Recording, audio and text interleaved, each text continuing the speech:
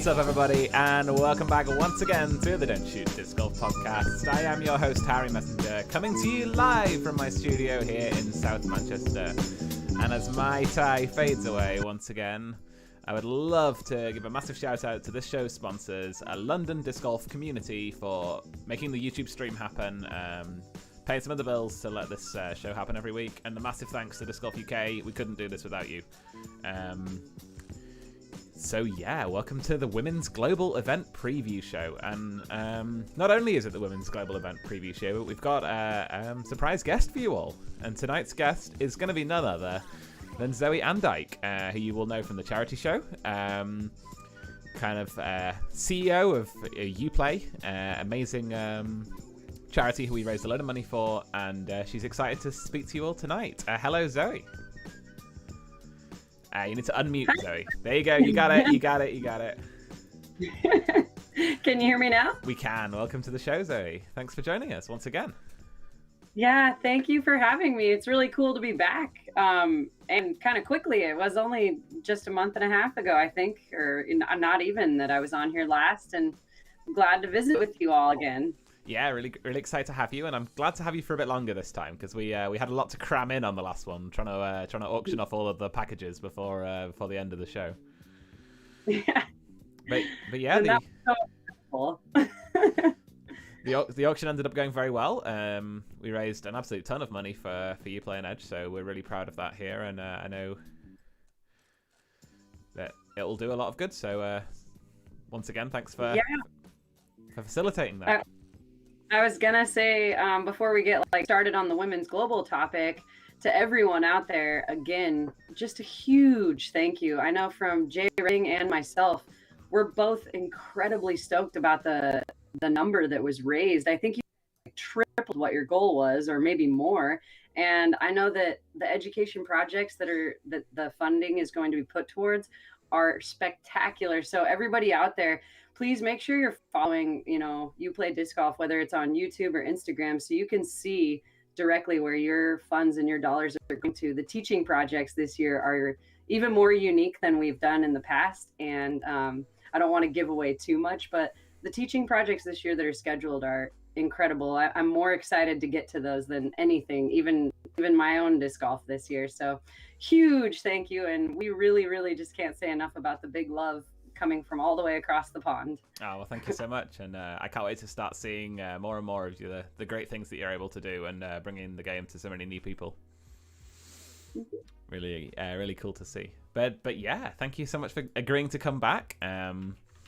We don't actually have much housekeeping to do tonight, which is unusual. Usually my sponsors are asking me to pimp things and let you know, but I do have a couple of things. So firstly, London Disc Golf Community are running so many tournaments this summer. They've got 10 more tournaments scheduled, all PDGA sanctioned, mostly one days. They're all at Horsenden Hill Disc Golf Course in London. So if you want to support the people who support the show, go reg for one of London Disc Golf Community's events. I had the privilege of playing one 2 weeks ago. Was that all it was? It feels like 6 months ago, the amount of stuff I've had going on these last few weeks. But yeah, really well run event. Lots going on. Interesting course to play, especially for newer players. And they've got lots of good stuff going on down there in London with Ollie making some things happen. So yeah, if you're looking for a tournament and you're down south that way, go check it out. How's your tournament schedule looking, Zoe? Oh man, well, I'm coming into you on this podcast from San Diego, California. So the tournaments, actually, I'm here for the it's the Silver Series Pro Tour event, the Challenge at Goat Hill. And this weekend marks the first tournament on a 7-tournament stretch in 9 weeks for me. Wow. So starting with a Silver Series, and then it goes a Pro Tour next weekend, the OTB Open in Stockton. Then I go to the U.S. Women's Championships, a major outside of Sacramento. Following weekend, a national tour, Santa Cruz de la Viega, one of the most historic, famous courses in the world. Right after that, we get into my home state, Oregon. We're going to be playing the Portland Open, another pro tour. Following that, a Silver Series, which was the replacement for the Beaver State Fling being canceled, which was just kind of devastating to everyone, not just in the Pacific Northwest, worldwide.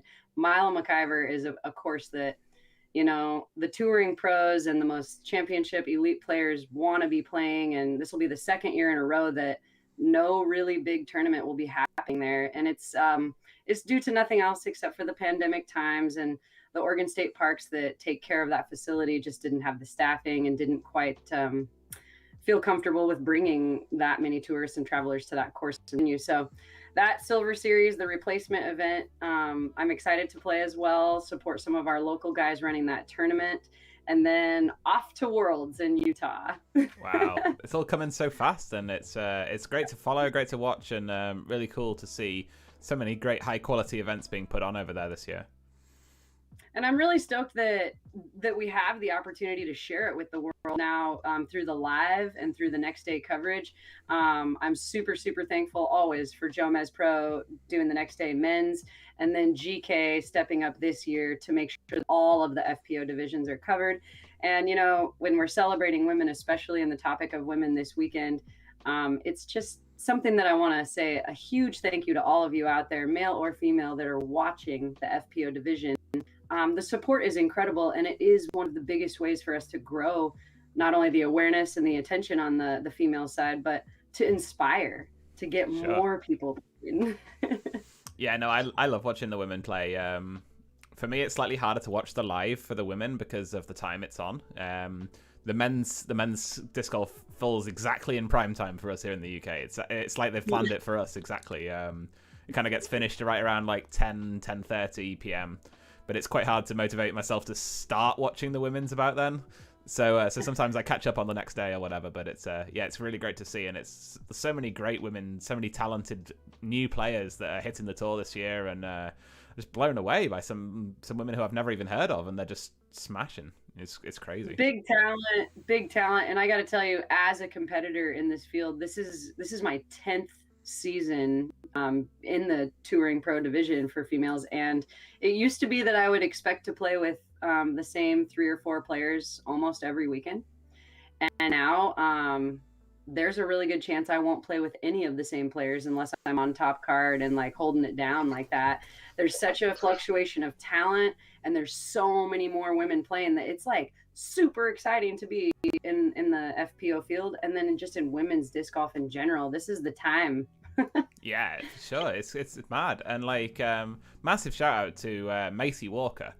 I mean, I'd literally never heard of her until last weekend, and then I was just blown away watching how good she is. Like, so many players like that. It feels like there's a new player every 2-3 weeks on the Pro Tour that I just come across, and I'm like, wow, how the young can putt. And then you find a new player who you're just blown away and inspired by watching. Yeah, and I'm glad you brought up Macy Walker. She's definitely one of the higher performing newest rookies on the scene. I want to throw out two more names to everybody, and we'll just kind of see how the next 6, 7, 8 weeks unfold. But other two rookies on the FPO side this year to keep your eye out for: Holland Hanley. She's now newly sponsored by DD, Dynamic Discs. She's throwing it super far. I had a chance to play with her in Vegas, and I know you all know that the wind factor in Vegas was incredible. And Holland was just taking these overstable max weight discs, popping them up on a hyzer flip, and like getting 380, 420 down the fairway. It was insane. So watch out for Holland. And then my personal kind of pride and joy, one of my favorite athletes that I'm working with right now, I'm coaching Ella Hansen. And I bet you most of the viewers out there probably have seen her name, but for those of you that haven't, check this out. We are so fortunate and so blessed that worldwide, the ultimate Frisbee community, probably mostly due to COVID and pandemic timing, they've switched over and transferred over to play in some disc golf because, everybody wants to be throwing discs. Disc sports enthusiasts are very, very obsessed, and so we've got all these ultimate players now. Well, Ella Hansen comes to us, and thank goodness she actually was living in the same town as me. I didn't even realize. Eugene, Oregon, all this time, graduate from U of O. She's a collegiate champion. She's a 2-time world champion. She's been nominated for the Callahan Award, which is kind of like an MVP for collegiate sports here. But what I know about Ella's ultimate career is that I guess we could compare her to like Paige Pierce, Juliana Korver, some of the greatest of greats that will ever walk in disc golf. Ella has already been that in ultimate, and now she's hung up her ultimate chips. She'll play a pickup game for fun, but she is laser focused on disc golf now. And I'm lucky enough to be coaching her. And wow. Oh my gosh, is that fun. And I got to say, this girl can throw it, a country mile. And what I mean by that is max weight disc. She's sponsored by Discmania, max weight DD3s, pure hyzer, 400 feet easy. Wow. And I mean, that's just a hyzer. So imagine what she can do with a force over. I mean, I'm seeing her hit, 450, sub 500. And at the Las Vegas Challenge, the distance competition, she barely came in second place to Jen Allen, who holds the world record for distance. She only lost by maybe 20, 30 feet. And so I am just really looking forward to some podium finishes, some top 10 finishes at U.S. Women's and at Worlds for sure. So keep your eyes out for Ellen. Okay, I know who I'm picking in my Grip 6 Pick 6 now. I've got my new pick locked in. I always like to pick someone who's not won one yet, so I'll go for that. Sweet. Yeah. And a lot of these courses coming up. I'm sure you guys have kind of checked out a little bit about what's going on with the tour over here, but it's becoming quite popular to design these Pro Tour events and some of these championship level events on golf courses, which makes it for like kind of a crush style course. And distance really does come into play for a lot of those. You've got to have the golf shots and you've got to be able to handle each one of the tools, but distance certainly helps. And when it comes to these new rookies, they've got an edge up on us. Yeah, that's for sure. Yeah, I wish I could throw 400 feet consistently. One day, yeah. I can dream.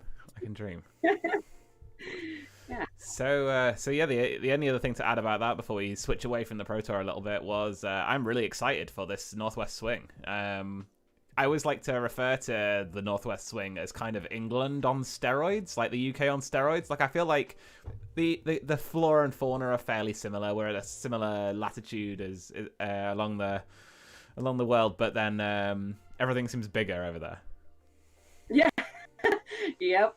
I would say the trees are more giant. The mountains are actually really mountains, 10,000 plus feet, and things like that in elevation. And so everything is pretty big here, and even the distance and the courses that we're throwing. Sure. Yeah. We don't have any. What is it? The MPO players have got 11,000 feet courses back to back now. Yeah. And Yep, yeah, I'm fairly sure our longest courses over here are about 8,000. So we're not really comparable in distance yet. But Well, and as more courses, as disc golf becomes more popular and more courses are being popped up, put up, designed everywhere, I would imagine you guys will be seeing some of those longer courses and even some shorter courses. Disc golf definitely needs both. agreed. To be able to develop into that pro and touring pro scene, you do need those huge crush boy courses.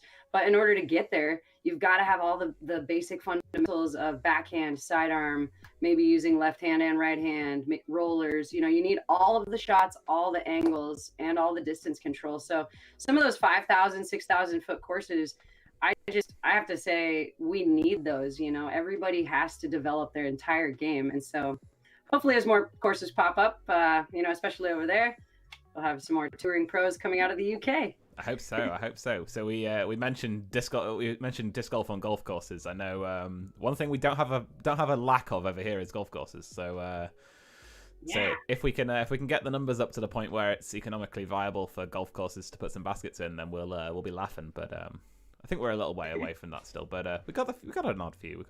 But very exciting. Yeah. And yeah, speaking of UK disc golf news, I guess. I would talk a little bit about my weekend last weekend because I went to my favorite course in the world, which is Bluebell Woods in Reboot Disc Golf at Bluebell Woods in Dunbar, which is the host venue for one of our women's global events. So we're full circle here, but yeah, I just wanted to share a couple of pictures with people because it's such a fantastic place to even see. I have not got the screen set up correctly for this, so give me. And I've actually heard of this course more than once, so I know it's one of the most popular. Wow, it's great to hear that you've heard of them. It's nice to see some exposure for some of these places in these courses. Right, I've got 3 pictures loaded up. I think that's all we're going to get right now. But boom. And I cannot see Zoe anymore. There we go. Zoe's back. So this was where we stayed. This was our Airbnb. Wow. Which I thought was crazy. It's like a gatehouse. Yeah. And then here was the crazy round that our best young player Noah Smithson had. Course record, -11. Wow. That's incredible. Yeah, this is a technical woods course as well. It's not an open easy pitch and putt or anything. So completely amazing round. Really honoured to be able to see it. Here are some examples of some of the fairways. As you can see, wow. Bluebell Woods got to get its name from somewhere. Yeah, no kidding. That looks like the jailhouse. I wonder. So does Noah throw backhand more or sidearm more? He's got both. Primarily backhand, but he's got 120 meters, maybe sidearm if he really crushes it. So that's 370 feet sidearm if he needs it. Yeah. Cool. There you go. Oh, beautiful. So yeah, if anybody hasn't been to Bluebell Woods, go check it out. It's one of the most amazing courses you will ever play. And then I go back here. UK. There we go. Sorry, button pushing. Apologies. There we go. What else did I want to mention about the weekend? Well, yeah, I had a great time. It was really fun seeing Noah shred the course and miss an absolute ton of putts. So he's got some work to do as well. But yeah, it's fantastic. And the other cool thing that happened for me this week was these bag tags came. So these were my prize from the women's from the auction we did for Uplay. So I bought this package of Carol's bag tags. So this is hole 1 at Bluebell Woods, with the Bluebell, and then Carol's been really hard at work making bag tags for me and my friends. Awesome. Just gonna hold a couple of them up so you guys can see.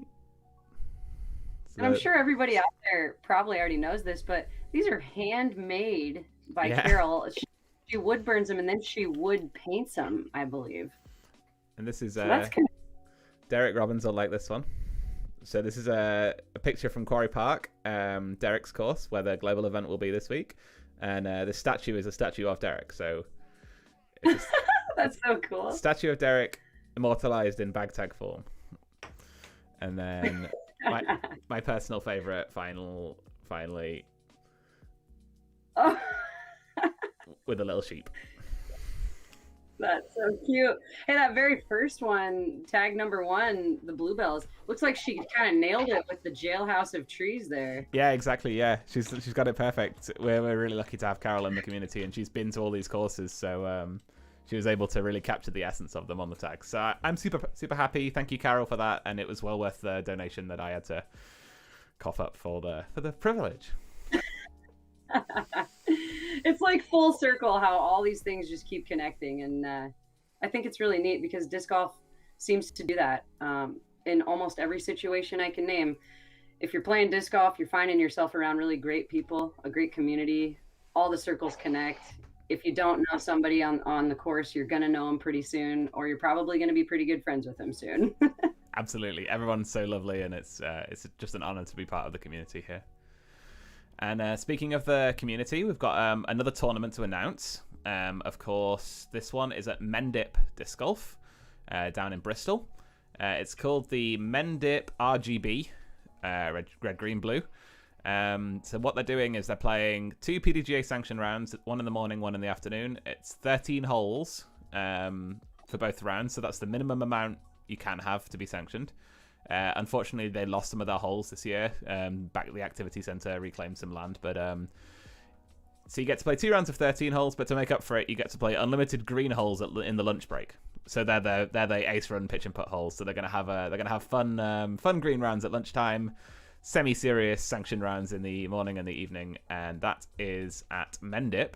And they are giving away some places for that. So go check out the Mendip Disc Golf Facebook to find out how you can win a place, and those are going to be announced, the winners, on next week's podcast. So make sure you come back to find out if you've won, and I think we might even have an extra place to give away on the show next week. So wow, you guys are so fun. That is awesome. Yeah, we just took each other up with cool things over here. So so yeah. Right, we should probably move on to the Women's Global event. First, I want to say hi to everyone in chat who's here tonight. Thanks for hanging out with us, listening to Zoe's stories, and talking about the Women's Global event. Hi to... Oh, my goodness. That was a very long message that needs to be deleted. We've got some spam in our chat. But hello to everybody who is here, and I will work out how to scroll that message off the screen any minute. Oh, I don't see it. I'll figure that out later. But yeah, how many people do we have checked in? Oh, we've got about 25. We've got 20 people watching on Facebook, and a few people watching over on YouTube. So welcome to everybody who's here. All right. So yeah, let's talk about the Women's Global events. So firstly, Zoe, why don't you give us some kind of background into Women's Global events in general, and how the tradition emerged and what's going on with that? Thank you for asking, because I think that the history and where it started is so absolutely important. And this couldn't have been accidentally planned on a better day to talk about it, because one of the authors or creators of the Women's Global event is 4-time world champion and now retired disc golfer Valerie Jenkins. And today is her birthday. Oh, wow. Whoa. Happy birthday, Val. Yeah, happy birthday to one of the nicest, one of the most forward-thinking, most incredible humans I've ever met. Valerie Jenkins and her husband, Nate Doss. They've been heroes. They've been mentors. They've been really good friends to me.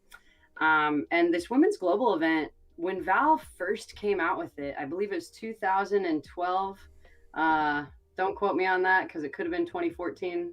Either way, I want to say that Christine Hernlin and her were the authors of this event, and Val used to chair the PDGA Women's Committee. And so in a joint effort with the Women's Committee and the entire PDGA, Val and Christine's whole vision was to make disc golf more accessible, make it look a whole lot more friendlier to join for women and young girls everywhere. And so the beginning of this event was a free entry no matter what. And even though we've evolved through time and the sport has grown and there's a small entry now and there's a players pack always, we'll get to that part in a second. But the way it started for the first couple of years, and it only used to happen on even years. So it was every other year. We always skipped a year. But then the pandemic in 2020 kind of took everything away from us all. And so now here we are in 2021, recapturing what we missed last year.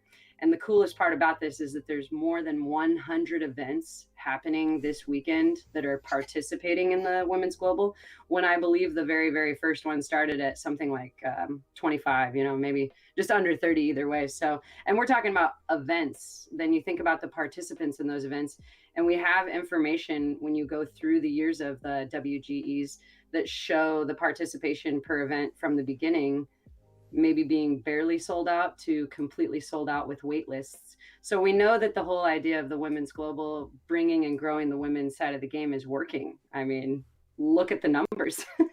Yeah, that's crazy. So that's incredible stuff. And the other really neat part of this is that we didn't just close the doors and stop at women joining the events.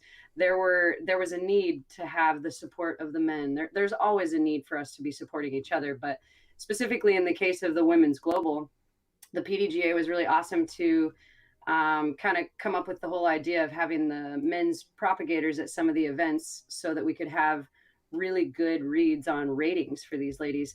Not most, but a lot of women that are playing a Women's Global, it's their first event, or if it's not their first event, it's their first sanctioned event, so they don't even have a rating. So having some of those men propagators on the course is like absolutely crucial to get a real read and to give a good rating for these ladies. So that's cool. And then the final piece to it is juniors, and of course junior girls are signed up, but the WGE has never turned away young junior boys either for these events. As long as there was room to put them in, it was really inviting and open for all youth players to play. So the Women's Global is just all inclusive and growing the game, growing the sport. Yeah, I just can't say enough good things about it. It sounds so much fun, and it just sounds like it's going to be a really amazing atmosphere of sort of positivity and excitement, and all disc golf events are, to be honest. But I think this sounds especially special, so I'm looking forward to I'm unable to attend one, but I'm really looking forward to watching from afar and getting some feedback from people and finding out how it's gone. And what you're saying about male propagators is so true for our events. I know. We have about 40 women signed up for the England one, and I think 20-ish for the Scotland one. So crazy, amazing high attendance. But like you said, a lot of them will be women playing their first sanctioned event. Lots of new PDGA members, which is so cool to see. Lots of people who are not signed up to the PDGA at all. So we have got male propagators playing our events, and it's gonna be cool to see. And I want to give a huge shout out to Rachel Turton over there. I hope I pronounced her. You did. You got it. She is something else. I can't wait to meet her someday as well. I know she absolutely wanted to come and join the UK's event, but then once she realized that there was enough interest over, down in Scotland, she's like, hey, I'll just run one too. And from what I know about your guys' entire nation and area is that in the past, it's been hard to get, like maybe even a full card of women. And now you've got 39 in the UK and almost 20 in Scotland. That's incredible. You guys should be celebrating, that the women are showing up and they're playing, they're ready to go. It's just really cool. So great job, Rachel. And way to selflessly just, step back from going and joining an event and being responsibility free to now tournament directing. I know she's got some good support with the Scottish Disc Golf Association there. So props to those men as well. But to be so selfless, step aside and run one and then get that kind of entry, that's incredible. That's like for sure the name of why this was all created, So really cool stuff from Rachel. It's so fantastic. And I want to personally thank Rachel as well, because she's stepped into this community and made a massive difference already. And I can't wait to see where she goes. And I can't wait for her to be able to come over to Europe and to the States and show you guys what UK Disc Golf's about, because she's definitely going to be good enough. She's got some skills. Ooh, and I've heard she's got some ultimate background too. I think she might know of Ella, the girl I brought up earlier, and probably a lot of the ultimate community that's I guess crossed over into disc golf. So really cool connections there with Rachel, and we can't wait to see her over here as well. I think that would be amazing to get her over here when the times allow. Yeah, definitely. I can't wait to see it. And being that we're shouting out Rachel, we should definitely also shout out the amazing women who are running the women's global event down in England. Huge shout out to Carol Finley and Katrina for all the hard work they've put in. Massive shout out to Zoe as well, and Will, of course, who've together worked on all of the Nottinghamshire side of stuff. And something truly amazing that has come of this. I'm going to switch to my screen share view again so I can scroll through this caddy book that they've had this amazing caddy book put together. This is the best caddy book I've ever seen for a British event. So props to them on that. But look at these sponsors, Zoe. We've got Disc Golf UK, BDGA, and Uplay, of course, and then whole sponsors. I think I've seen a maximum of one whole sponsor at an event in the UK ever before, and this one has got Hole One Disc Golf Company, Belvoir Seeds, Felangary Disc Golf Resort, which is a really cool place in Wales that have branded themselves as a disc golf resort now. So I'm excited to go there. Wow. Wahitapu in New Zealand, Gateway, Driving Thyroid Awareness, which are an amazing charity, London Disc Golf Community, of course, Big Vapes, Chain Bang Disc Golf, Disc Golf. I cannot pronounce that. Ankensoki, maybe, from Finland. The Fire Pit Store. The Amside podcast. I've let the side down. My podcast's not on here. But the Amside have got a rather larger Instagram community than me. So maybe they're making the Instagram money. UDisc, of course. Basingstoke Disc Golf Club. And Jomez all stepping up to sponsor this event. So absolutely take a look incredible at the to see. Everybody. They're from all over the world. And I mean, just highlighting two of those last ones, UDisc is one of our nonprofits partners, and worldwide, I think they're kind of like one of the leading sources or the best source of technology in disc golf. And then Jomez Pro. I mean, do I have to say anymore? How cool is that? Yeah, seeing all these get posted as they got announced one by one, just like every single day, I was just excited for another reason, and it was amazing to see. So huge shout out to all of the sponsors for stepping up for this. Hopefully it's a gateway into see what I did there with gateway being on the list. Hopefully it's a gateway to seeing more money enter the UK disc golf scene, more companies sponsoring. But if people are going to do it for a one-off, making it an amazing event like this is such a great place to start. So just and to create those relationships, this WGE was a perfect segue for a lot of these outside companies or companies from other nations to kind of want to get involved with the UK scene. And now that I think it's always awesome once you have that very first show or that very first segue, imagine what kind of publicity or what kind of participation from other places in the world will continue to watch what's going on in the UK. The UK is actually making some big noise, as far as disc golf. The growth is really obvious, and you're making big noise by having these events. And I wouldn't be surprised to see sponsors like UDisc and Jomez and many more participate or sponsor more of your guys' big events. I know you guys have a UK tour, and I don't know a ton about it, but I do know that with any tour, there's usually a championship.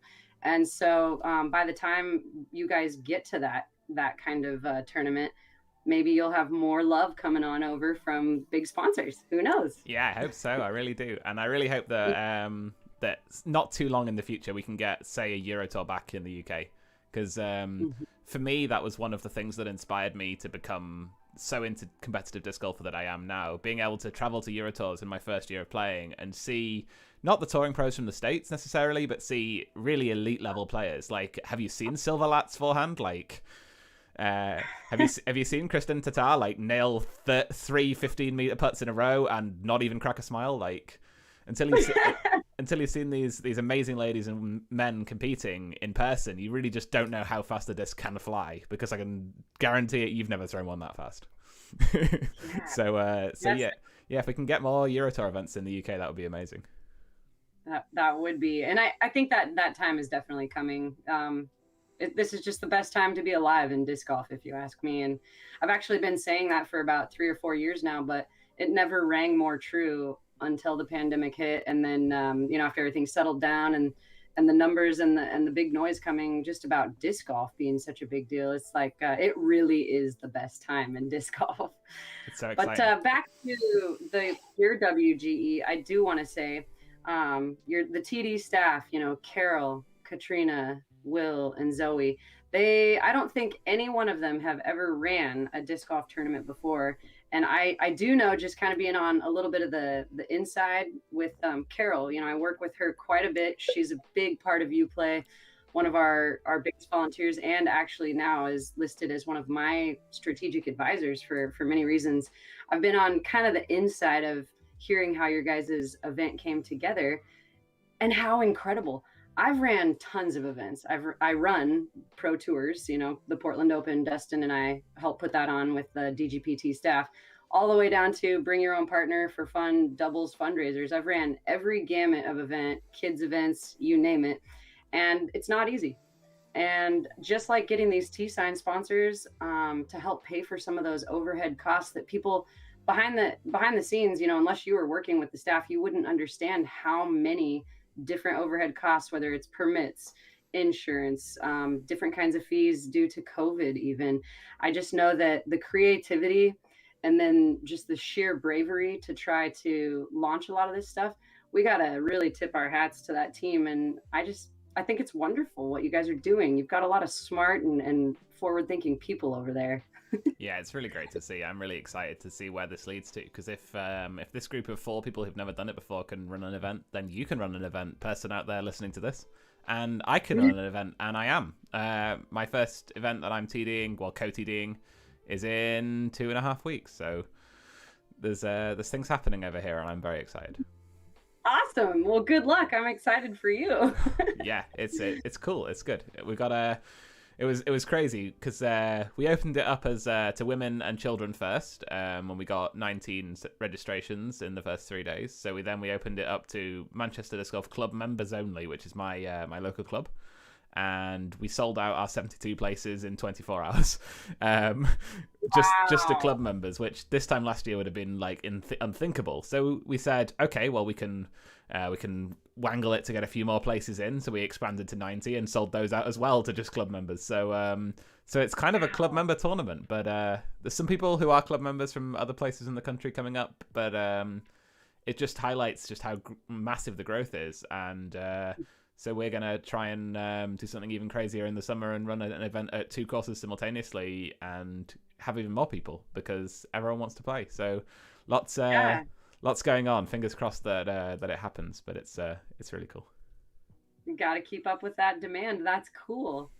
Well, back to the WGE. Yes. So something that I have been observing and just really been excited about in women's disc golf. It started with the U.S. Women's National Championships every year that they run that. And that's a traveling tournament, that people have to put a bid in for and all kinds of sponsorship and these things. Well, the U.S. Women's always provided the coolest players packs. And as we all know, AMs usually get players packs, pros don't. Well, something that the U.S. Women's kind of just took that aside and said, well, the pros are going to want what we're putting together. And so it's really funny. Usually most of my girlfriends on the pro touring side don't care about a players pack, but guaranteed every single one of us literally still have all of our like commemorative disc or shirt or towel or whatever from every U.S. Women's we've ever participated in. So Val and Christine and kind of some of the creation of the WGE really wanted to make the players packs a big deal. And I feel like now some of the WGE players packs that I've received are even better than some of the U.S. women's players packs I've received. So it's a little bit of like a kind of let's like continue to, in a great way, one up, what the ante is for these women's events. And we all love that kind of stuff. We want some swag. We want to be able to hang something on the wall to say, I did that. I was in that. And so the players packs are amazing. And I know that the PDGA was in charge of them this year. And then I know that specifically for event by event all over the world, TDs are looking for awesome things to throw into those players packs and make them even bigger. And I do know that Uplay, our nonprofit, was able to send over a huge box of stuff. Some of it was out of my own personal collection. Some of it was out of Uplay's, whether it was shirts. Every single one of the WGE players gets a Uplay disc golf dry fit shirt. Wow. There's some sweet stickers, there's towels, there's minis, there's all kinds of things. And then kind of on the side note, I have so many touring pro female friends that all have like a signature disc that I was able to collect a few of those really nice ones and send them over as well. And I asked Carol to please distribute throughout that really awesome women's league that's happening and for this event. So I just wanted to kind of highlight that if you're playing in the UK this weekend, you're getting the coolest players pack of anybody in the world. It's like huge. That's crazy. That's so cool. I am full on legit, not gonna deny it, jealous of all of these cool things that you guys are gonna get. So wow, I want to see pictures. Send me photos of what you get in your players pack because I want to see. Yeah, ladies, post those photos because it is cool to share. And then for all of the men out there that do plan on running an event or are already a tournament director, if you're looking for ways to make it a little bit more appealing or exciting for ladies, just remember that we like women's cut shirts, instead of a men's small, t-shirt, those kinds of things. But we like those little unique touches. And that is a way to draw in a little bit more enthusiasm or excitement is just some of those awesome little player pack items or prizes, it's fun. Yeah, I do like a players pack. I do have to say it. It's cool. And we're not getting to do them for our event this time round that I'm helping run, but we'll make sure we get some more things in them in the future because I do like that. Yeah, it's cool. So let's see. Keeping it focused on women tonight or just right now on the WGE specifically, I wanted to do something unique, and I wanted to give. It's for everybody that's watching and listening, and anybody that will be rewatching this on YouTube. I wanted to go through just a couple of easy things, or for me, I shouldn't say easy, a couple of teaching tips that will help anybody. It doesn't matter what level you are playing at, whether it's men's pro all the way down to recreational. I wanted to give a couple of on the course and skill tips and even like mental game, I guess you could say, tips for while you're playing disc golf. And so I am so ready to learn. Bring it. Yeah. Without further ado, let's talk actually, first of all, just about skills and physically like performance. And we'll start with driving. Whether you're right-handed or left-handed, it doesn't matter. For a backhanded drive, I want to remind everybody, and you're going to hear me say this a few times, more legs. I'm going to repeat it again. More legs. Now, what do I mean? A lot of times I'm going to stand sideways here. If I had like some really good posture going on, this is what we see during a disc golf drive. That's not very good posture.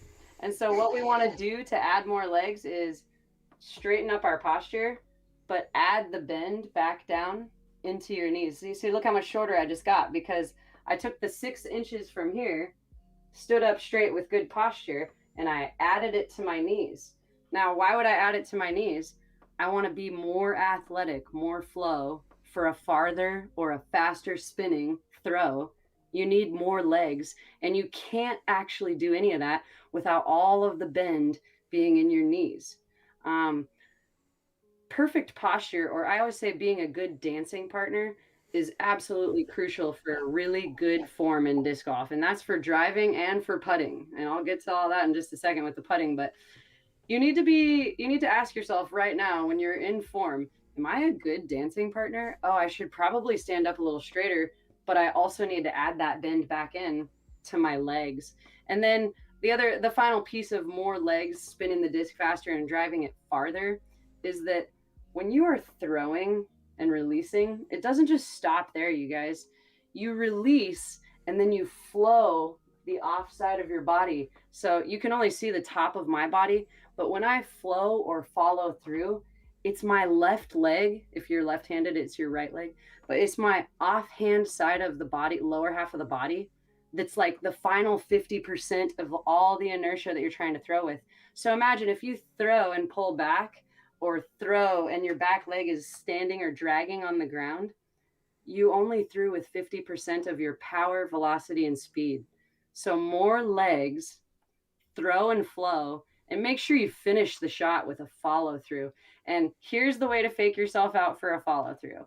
I always say, point to your shot with your off arm and your off leg. So really, it's not necessarily like you're truly pointing, but if you can trick yourself into starting with pointing, it's going to bring that whole left side of the body or offhand side of the body around, and you're going to see some amazing distance out of that. So everybody, more legs all the way through the shot. Good posture. So hopefully that helps out a little bit on some backhand driving for men and women everywhere. Oh, it's definitely gonna.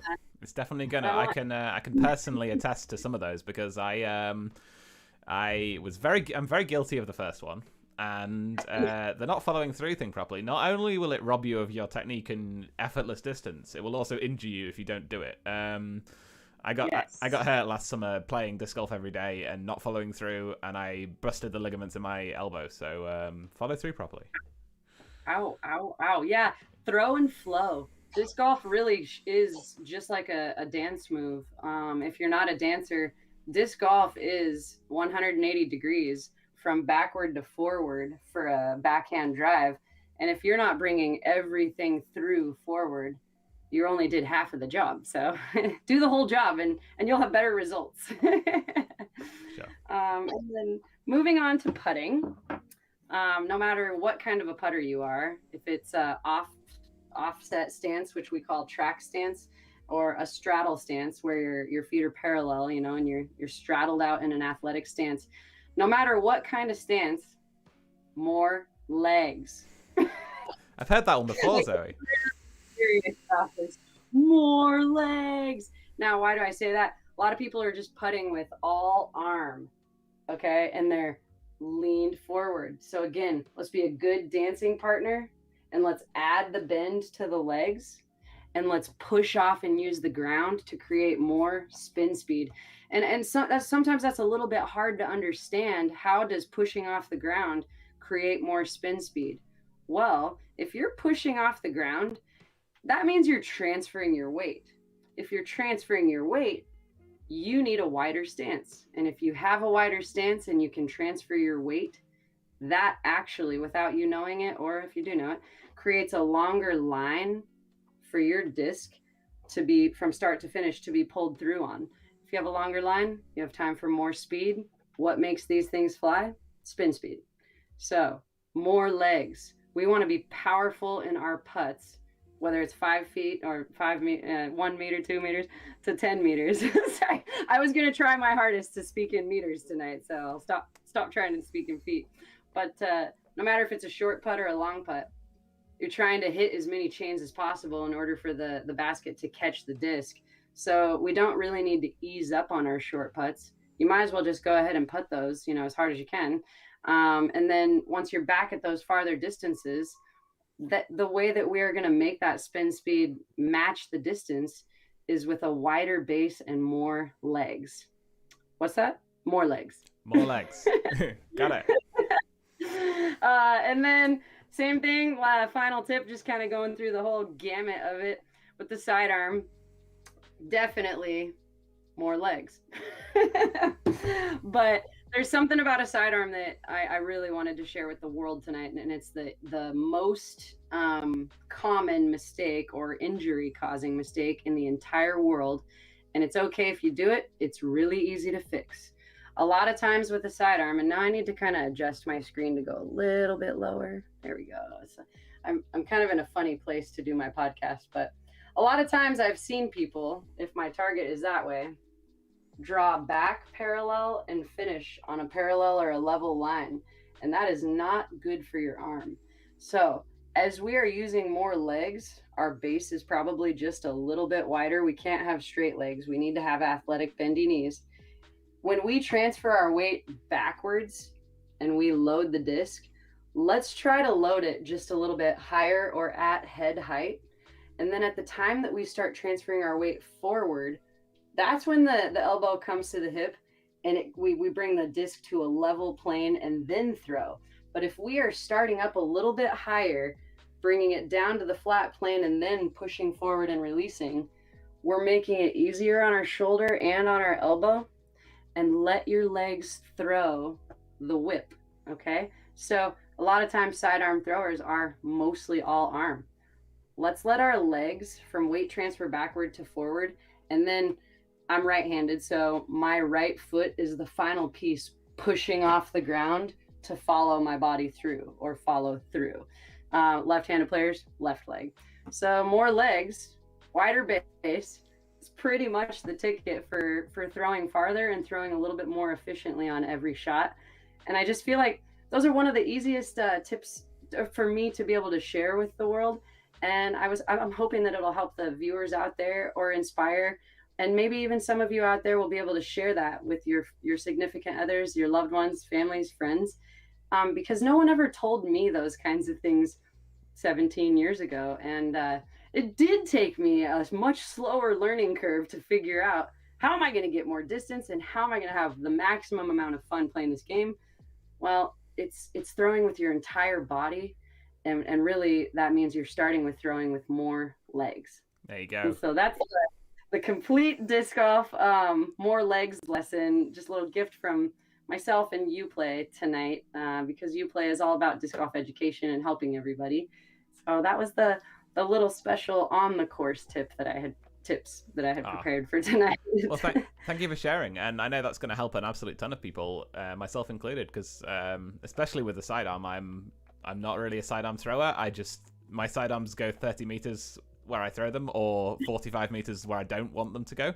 So more legs. I know how to fix it now. I'm expecting radical improvement. Yes.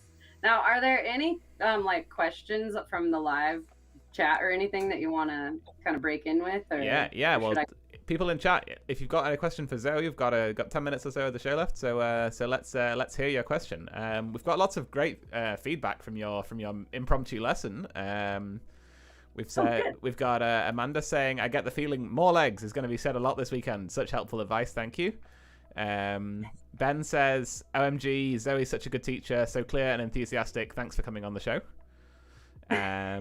Tom says, thank you. This is the first time I've ever heard anyone say focus on legs, and it makes so much sense to hear things this way, especially with putting. So cool. So they like it, it sounds like. They do. We'll have to have you back again, Zoe, because I had so many questions about your personal disc golf career and where you came from and where you want to end up and stuff. But we've never going to have enough time for that tonight. So we need Zoe part 3 if that's going to be okay with you. Absolutely.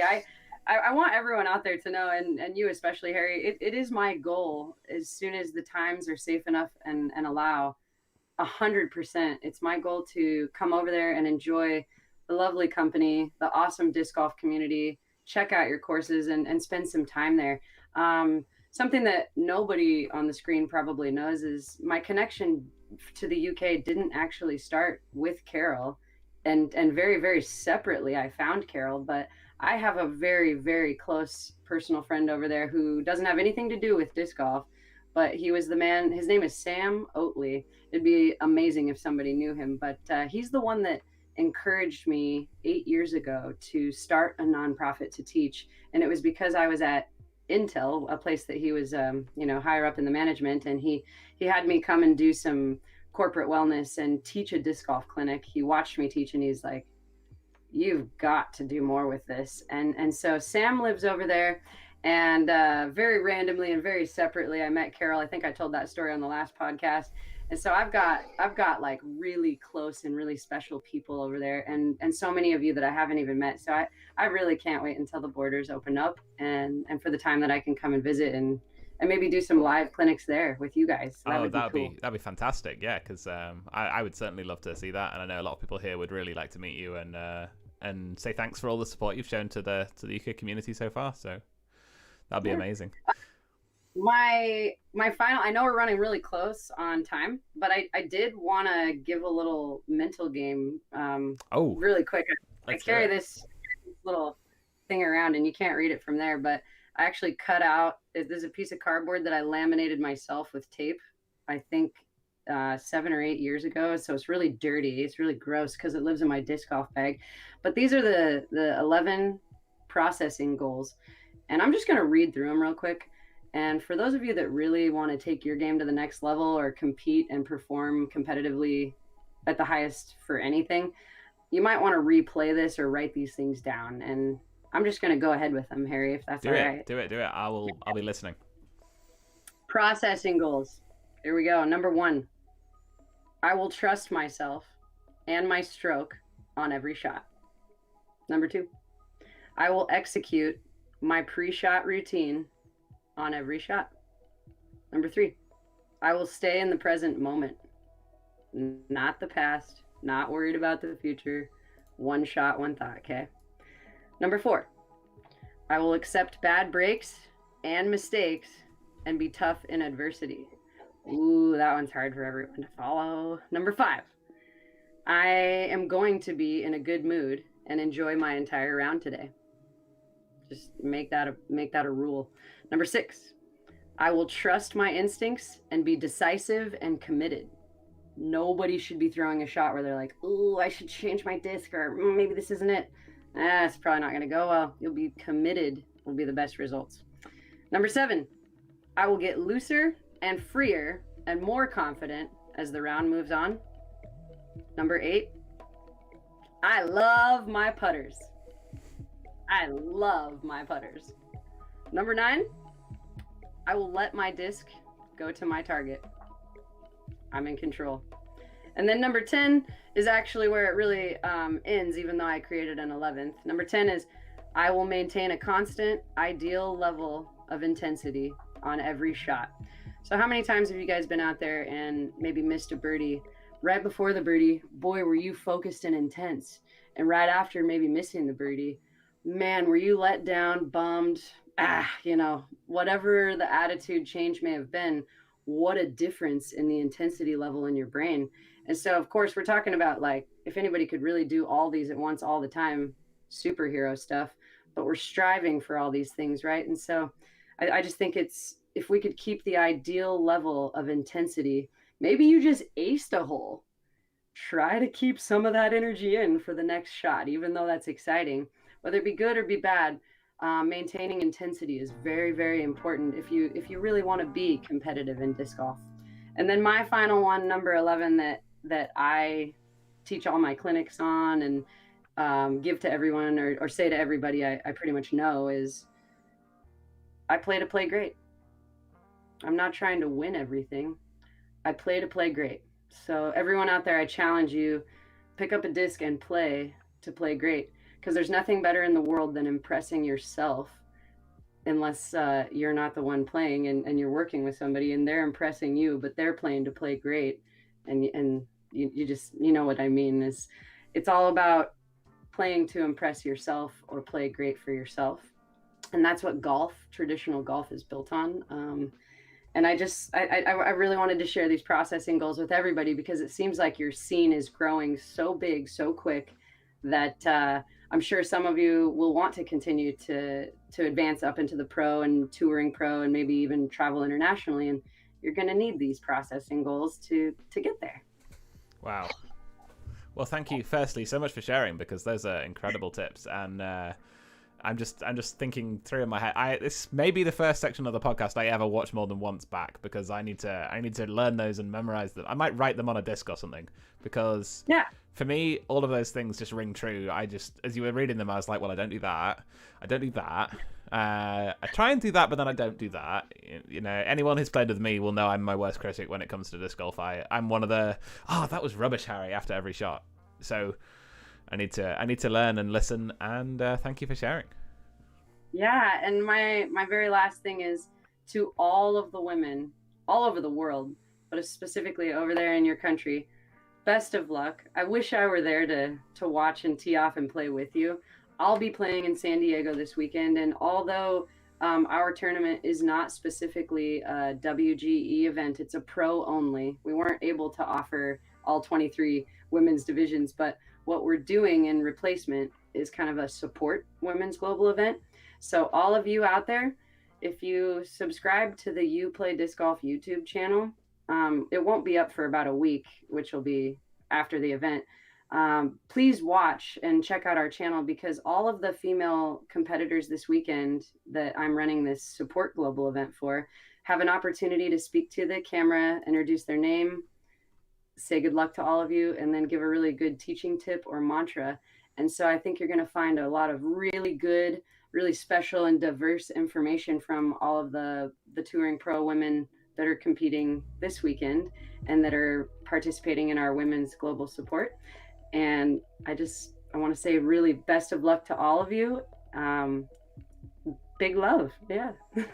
Wow. Well, and I want to pass on my support as well. Amazing job organizing it, Rachel, Carol, Zoe, and everybody else who was so involved in running these events. I am so glad that we've got to the point in the UK's disc golf history where we've got 60 women, 70 women nearly playing an event on the same weekend. That just makes me so happy and so inspired, and all the tips Zoe's sharing likewise, and I just can't wait to see the community grow more and keep sharing it with you guys on the podcast. So Zoe, thank you so much. It's been a pleasure. Please come back and tell us more about you next time. You've been far too selfless this episode. Well, thank you. I will. You and I will get together and plan the next one, and I look forward to seeing all of you guys again. Thank you. Thank you, everybody, so much for watching. There was a couple more questions for Zoe. We'll get to them next time, I promise. I'll write them down. And to all of you out there, to my sponsors, have a great weekend, and I will see you next week. Bye.